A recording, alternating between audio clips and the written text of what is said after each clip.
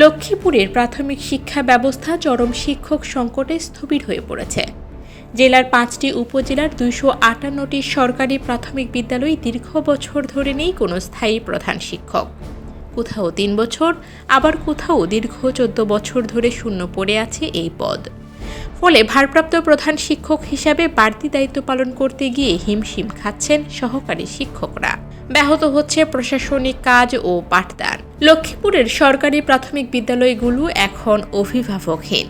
জেলার অন্তত 258টি বিদ্যালয়ে নেই কোনো স্থায়ী প্রধান শিক্ষক। শুধু তাই নয়, জেলা ও উপজেলা শিক্ষা অফিসে সহকারী শিক্ষা কর্মকর্তার গুরুত্বপূর্ণ পদগুলোও রয়েছে শূন্য। এতে করে বিদ্যালয়গুলোর প্রশাসনিক চেইন অফ কমান্ড যেমন ভেঙে পড়েছে, তেমনই চরমভাবে ব্যাহত হচ্ছে স্বাভাবিক পাঠদান।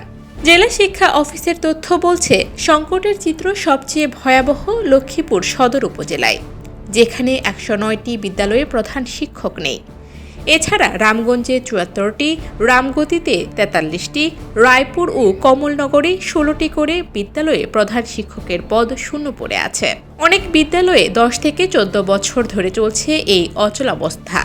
ফলে সহকারী শিক্ষকরাই ভারপ্রাপ্ত হিসাবে দাপ্তরিক ফাইল সামলাতে গিয়ে শ্রেণীকক্ষে সময় দিতে পারছেন না। আমরা ভারপ্রাপ্ত হিসাবে দায়িত্ব পালন করছি বছরের পর বছর। অফিসের নথিপত্র, মিটিং আর প্রশাসনিক কাজ সামলে ক্লাস নেওয়া অসম্ভব হয়ে পড়েছে।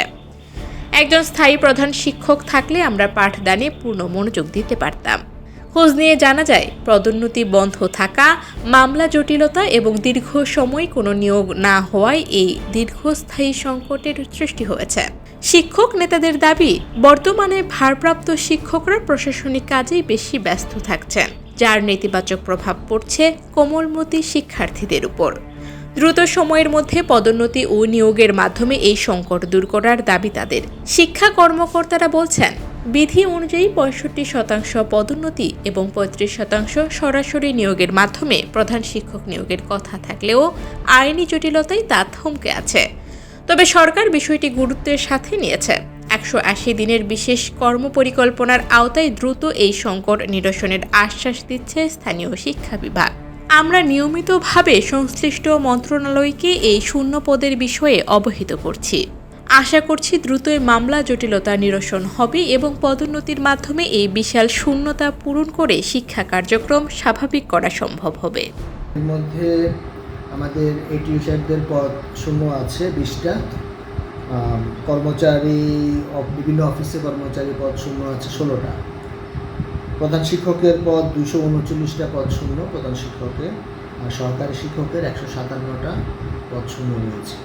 ইতিমধ্যে সহকারী শিক্ষকের নিয়োগ কার্যক্রম সম্পন্ন হয়েছে। আশা করছি সহকারী শিক্ষকের পদগুলো খুব দ্রুতই পূরণ হবে। তবে প্রধান শিক্ষক যারা চলতি দায়িত্বে আছে তাদেরকে যদি প্রমোশনটা দিয়ে দেয়, তাহলে সেক্ষেত্রে প্রধান শিক্ষকের পদগুলো অনেকগুলোই পূরণ হয়ে যাবে। উপকূলীয় জেলা লক্ষ্মীপুরের প্রাথমিক শিক্ষার মান ফেরাতে দ্রুত এই শিক্ষক সংকট দূর হবে, এমনটাই প্রত্যাশা শিক্ষক, অভিভাবক ও সংশ্লিষ্ট মহলের।